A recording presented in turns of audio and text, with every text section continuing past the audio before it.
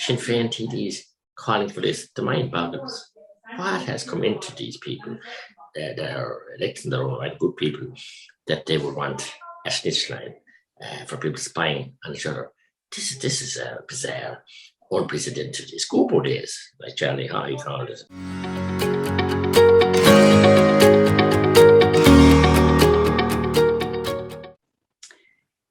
You're very welcome to today's episode of The State We're In.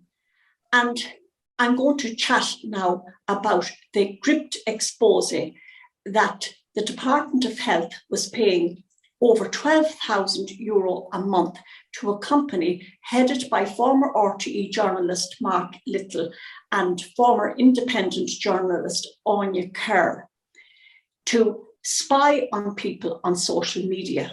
And indeed, I'm one of the people that they spied on. They referred to Compass Media as a fringe media group, and to me personally, as an activist who kept company with people who are anti-vaxxers. They seems to have kept quite a detailed log on my activities, but that doesn't really matter. The really alarming thing is that they were keeping a very, very close eye on the social media accounts of known politicians who were speaking out against the government's COVID policy.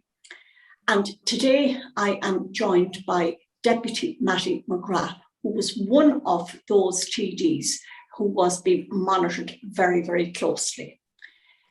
Mattie, thank you so much for joining me today. Delighted, Anna. Great to hear from you again. Mattie, before I start chatting to you about the gripped expose, we've missed you dearly from the Dáil. You have been out because of ill health.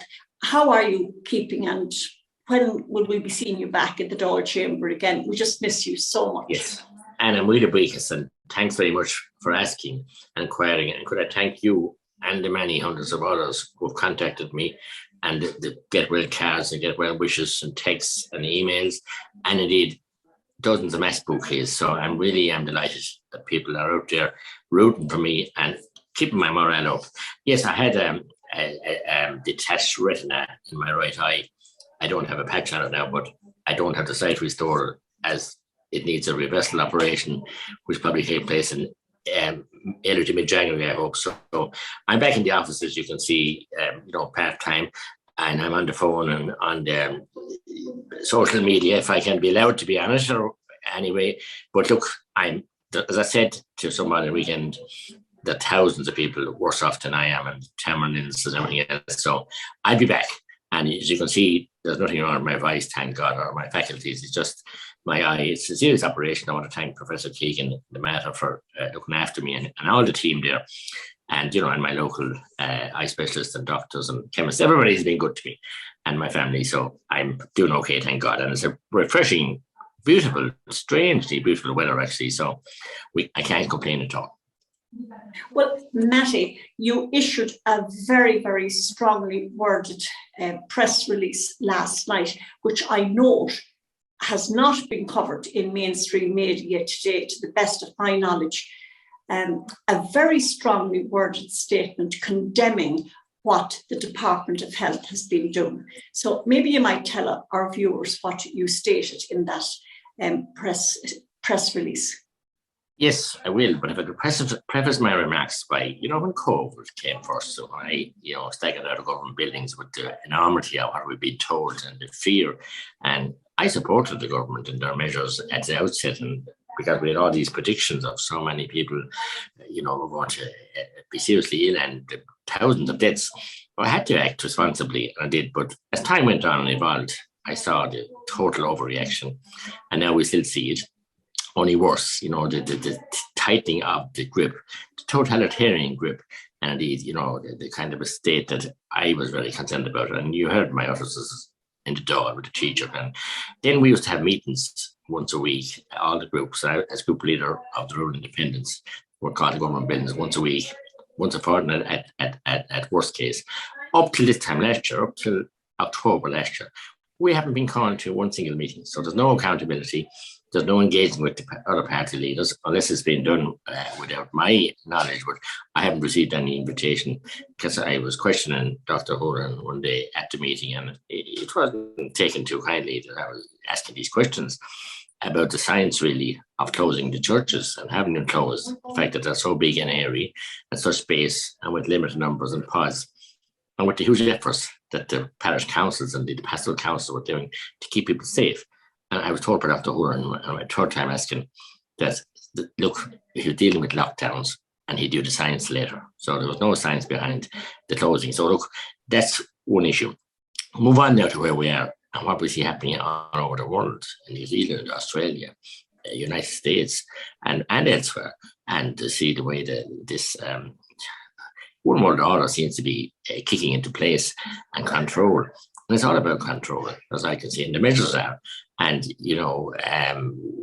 then to find out, to be horrified with what happened here with this new company, Kinsen, almost 100,000, 110,000 actually, supposedly combating misinformation. I mean, the misinformation has come from the national media and the fear mongering and the one single narrative and the lack of a decent interview for anybody with a questioning view or opposing view. I'm not talking anti-vax people. I haven't told anybody not to get vaccinated. It's a matter for each individual person. Children is a different story because it's their parents, but I have advised them to check it up, make their own informed decision. But how can they make an informed decision when the media narrative is so driven one way? But I have two issues here about this Kinsen money they spent. First of all, Mark Little had a pretty distinguished career in RT, and his colleague Anya Kerr. But with the public service in general, I think this is totally distasteful that they can walk out of a public service job and get contracts for the company, the very company, public service broadcasting company that they work for. There should be a 5-year minimum. That's across the board of a break that they can't work for in a private capacity. We see this all over the place with the HSE and this privatising of healthcare, and former senior officials and everybody else getting the contracts, lucrative contracts, sometimes with very questionable care. But this is particularly nauseating to think that others, Deputy McNamara and Deputy Tobin and myself and colleagues in the Rural Independent Group would have our social media pages monitored. Well, spied on. No point talking about monitoring. It's a spying operation. I'm around long enough to remember the phone tapping of time she's a Tipperary woman, a journalist. The name just escapes me again by the former Minister Sean Doherty. Geraldine, a Tipperary woman. She's down the road, down on Grange Walker. And the furrow about that and the investigation and the tribunals. And in later years, on mature recollection, former Minister Doherty said he was instructed to do it by the former Taoiseach. We don't know. It's for the man above to decide that at this stage. Some of them are going to have a reward, but the outcry from the media. And now the same media, as I said, I sent out this last night to all the media outlets. I haven't got a phone call from Aon Dinner One. I was only did Féin, and I thank you for that and for your sterling work. And I want to thank Gript and their Exposé for doing powerful work. They're operating there on a shoestring and they're doing powerful investigative journalism, which I assume that every journalist that becomes a journalist, including yourself, Anna, in college or else, they set out to be a proper investigative journalist, to do the right thing and to expose bad and wrong and to do good by everyone. But since this pandemic has swept us, it seems to be you can't question anything. You just must listen to the narrative, accept the figures that you're given. And when I see 3.884 million extra, billion extra, the HSE normally had, and the Department of Health had about 17 billion. It increased by a billion nearly incrementally every year for the last 7, 8, 9 years. But I have a dog question, and I raised this as well, where they spent an extra 3.884 billion extra on top of the normal year's spending on COVID-related expenses. And no proper tendering. People have come to me and told me across a plethora of areas, no tendering process, just get phone calls from the contacts in the HC, do this job, price doesn't matter, get it in. And we see that we have no extra capacity, a very limited extra capacity in ICU beds and in hospitals. This has happened up and down the country. throwing money out like confetti at a wedding. But above all, it's been this kind of a contract without any proper tender process that I know of. And I'm asking, like the Department of Health and Mr. Watt, who moved in there at enormous expense here to get extra pay to come from the Department of Public Expenditure. I would have thought the Department of Public Expenditure was a very serious job, he being Secretary General, and now he moved to Health, that he would come from there with very prudent and pruning eyes and hands and watch here for waste. But this kind of waste, wanton waste, to do this, to deny our freedoms, this intrusion in people's lives, anybody's life for that matter, and you included, and anybody else, just because I'm elected doesn't make me any different, but it has to be more serious when they will spy on, elected representatives. But I'm not looking for any special treatment. It's a shocking indictment of where we're at in our country today under Taoiseach Micheál Martin and Minister Donnelly and Taoiseach Bradker. Yes. Well, one of the reports that Kenson sent over to the Department of Health was about a meeting that you and I attended with Paddy Hennessy and a number of nurses from the group, the INFTO. And you and I both heard that day horrendous stories from nurses giving testimony to what is actually currently happening in our hospitals. Now, that was documented and sent over to the Department of Health. What I would like to know, Mattie, is who in the Department of Health is receiving all of this information. So obviously there has to be some inner group working within the department that then receives this information, and what do they do with the information when they receive it? That is the really, really worrying thing. Yes, first of all, it shouldn't be elicited from you or I or anybody else, that kind of information. But where's it going?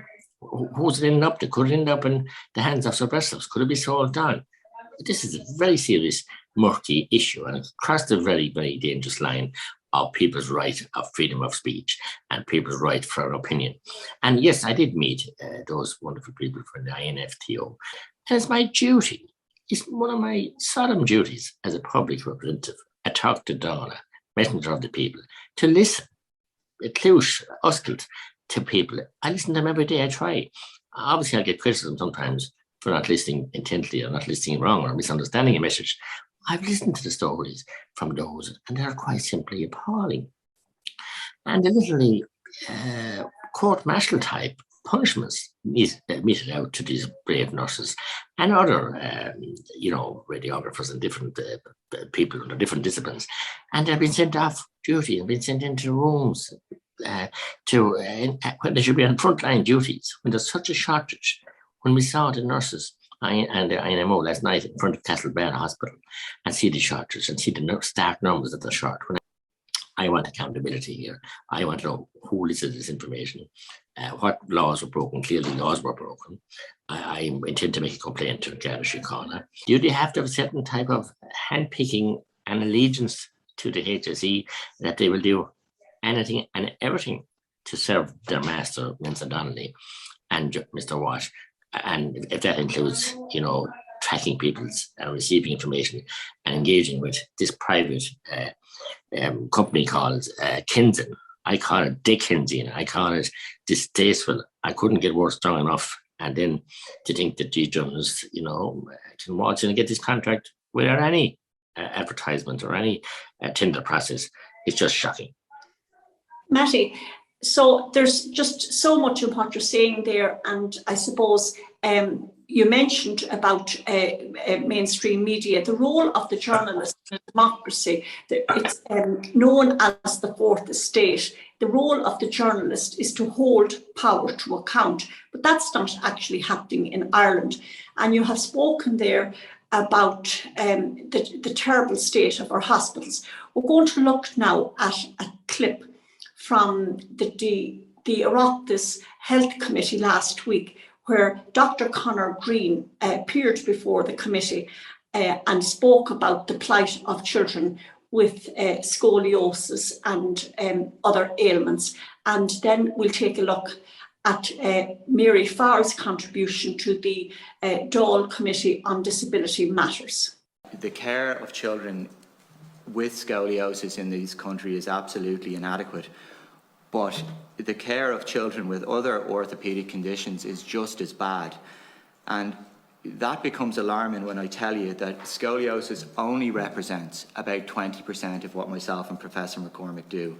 And therefore, actually, the real crisis is not in scoliosis. The real crisis is in everything else. And while these children have been waiting for surgery, they've gone from walking independently to using wheelchairs full time.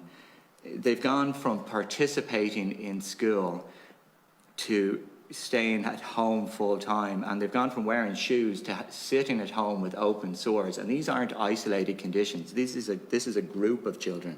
The services for people with epilepsy have deteriorated.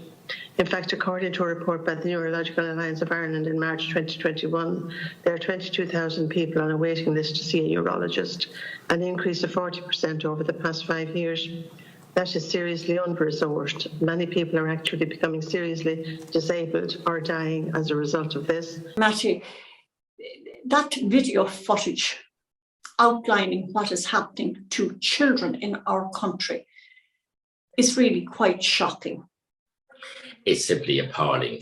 And you have to ask, where is the moral compass of the Minister for Health and the previous Minister, the Ministers for Health, and the senior officials in the HSE and the Department of Health? They don't have it.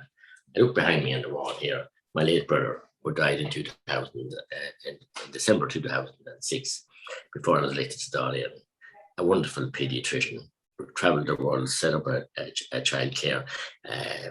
There was no child care in Swaziland, so the British colony. Worked in Manchester, worked all over. Much loved and renowned, and God rest him. And he fought for children like this. And I still meet them now as adults and their parents. I was in the pediatric ward, which is have a wonderful timber sculpture there in his memory in St. Augustine, Clonmel, who was a founder there with Dr. Shinna in setting up a children's ward and fought Hanford in that hospital and a pediatric ward. And listening to Joe Duffy last week, stories were just, one was more horrendous than the other, of limited funding and support. I was just being phone call to end the next week about letting people in profound situations, elderly parents trying to mind, their children, then they go into adults, who's going to mind them, but to stick to the children and the scoliosis, it must be one of the most awful and horrific. I've met the kids with their parents, and to think that it goes on and goes on and goes on. And but for an expose recently by, I think it was the Examiner, one person was been waiting and they got their operation brought forward, thank God. These parents have enough to do to look after the well-being of their sick children without having to stand in front of the house, without having to lobby and campaign. And then when we see the appalling vista ongoing of the Children's Hospital, which I brought motion before Dáil and get people a chance to see and to vote against this madness of that black hole inside in that congested, part of the city, which is so unsuitable. When we had an alternative, and Professor Jimmy Sheehan was with me at that briefing, and Professor and Jonathan Nerwin of Jack and Jill, and you know what Jack and Jill do, founder member, and indeed Finn Brannock, and indeed Aisling McAniff, and others, and the testimony from the parents, from the ambulance drivers, from the paramedics, that they couldn't just get to this hospital in time. Ambulance drivers saying they're stuck in traffic and being screamed at by the nurse how much further. When these men I spoke about offered a new greenfield site out on the M50 and would build the hospital for £1. Mick Wallace, remember, he said, Jimmy, cut out the bull now in Bologna here. I'm a developer, he said. You're a developer. You built hospitals. You built the Galway Clinic and other clinics. How long would it take and how much would it cost to build a new children's hospital out on this site? And the answer he got was, if I get the planning, we have a huge site with an acre and 80 acres and with a huge lake in the middle of it. And he said, if I get it railed off and I'll build the hospital, deliver it on time within 13 months for 1.1 billion. Here we're heading for 2.5, maybe 3 billion, and North Island Hospital. And it'll be actually out of date, Ireland as well.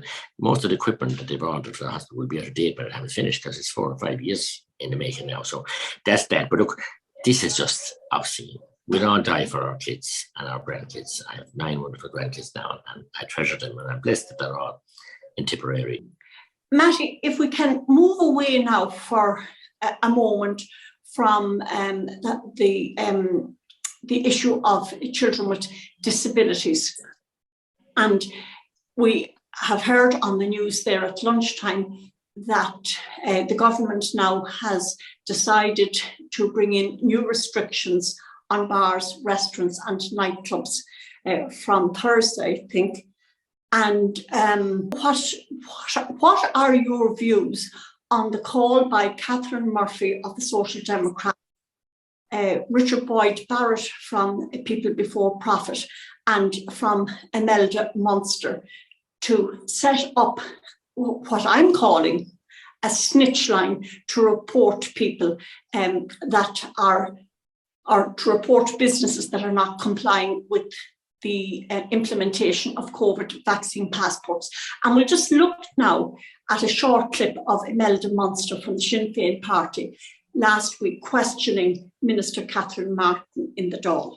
So I'm going to ask again, what sanctions are there for businesses in food and hospitality that are non-compliant? And also, would you support the call for the helpline whereby members of the public who don't feel safe in an environment where they see that COVID passes aren't being checked or other health guidelines are not being adhered to, would you support that call for patrons but also for workers in those environments?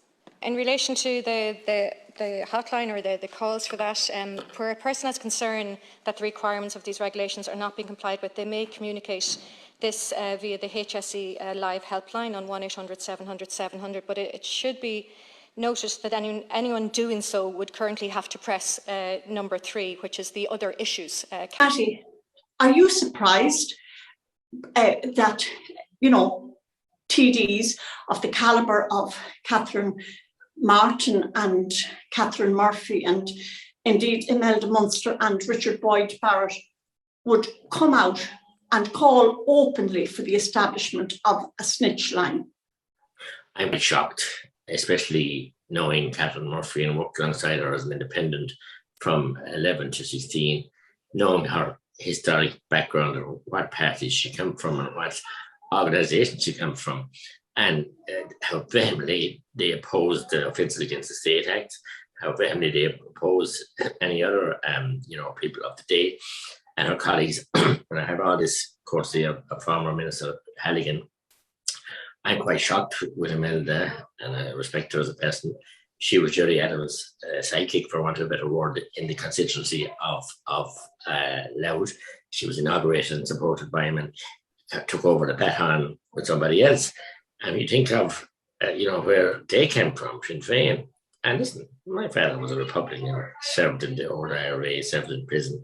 We all came from those stables. But when we saw Jean McConville and her children, and we saw the punishment meted out, the punishment beatings and kneecapping for people who even look sideways at the RIC or the RUC or the British Army, and to see this full circle now, Sinn Féin TDs calling for this, the mind boggles. What has come into these people that are elected in their own right, good people, that they would want a snitch line for people spying on each other? This is bizarre, unprecedented. Schoolboy days, like Charlie High called it at the time of the death of the gentleman in the Attorney General's house. It's grotesque, unprecedented, bizarre, and really, really a new low. I can't believe it. By Barrett, I haven't heard his clip, and like he has no illustrious background like that from any party, so I'm surprised with him as well. He's a good advocate, but I can't believe it. But I can find Deputy Murphy's clips on any social media, or indeed I have seen Imelda Munster's thanks to the Dáil record. But I'm shocked. I can't believe it. This is where Sinn Féin are at now. I know they want to be in government next election. They want to ready themselves for government. We saw them run out of Dáil last year, and the Offences Against the State Act were being renewed. They left the building. This year they turned around and said they supported in some circumstances special courts. This is, as I said, gumbo is the only word I can describe for it. Mattie, I just want to thank you for taking the time out today to chat to me about what is actually happening. And I know that there seems to be a practice now in the Department of Health to monitor and spy on people.